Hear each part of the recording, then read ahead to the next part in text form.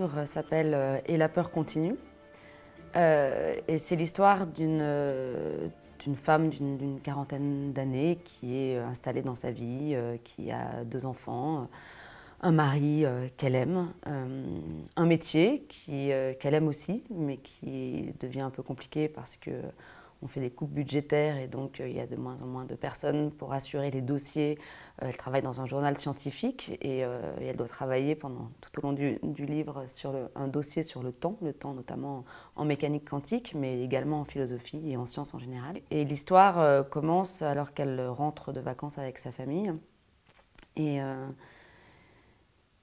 qu'elle a appris peu avant la disparition de son ami d'enfance, peu de temps après la disparition de sa cousine.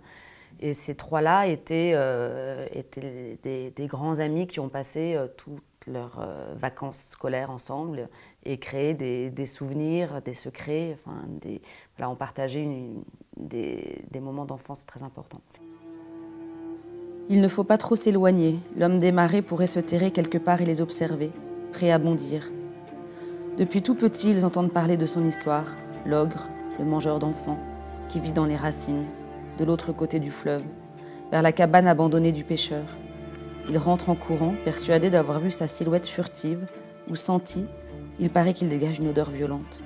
Ces jeux-là, c'était avant, quand la peur pouvait être domestiquée, quand la peur n'était pas devenue maîtresse, et que les histoires de marée ne deviennent des cauchemars. Et à ce moment donc de la rentrée, commence une longue chute, une longue descente aux enfers, une tombée dans la dépression et une forme de déréalisation comme ça du monde qui l'entoure.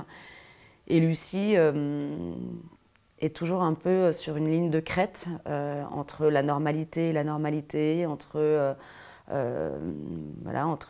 le quotidien et la tentation du vide. Et on la voit se déliter au fur et à mesure et on comprend vers quoi elle revient. Et ce vers quoi elle revient, eh bien justement, c'est cette enfance qui a été partagée par ces 2 personnes qui sont mortes et dont elle doit retrouver un secret pour essayer d'aller mieux.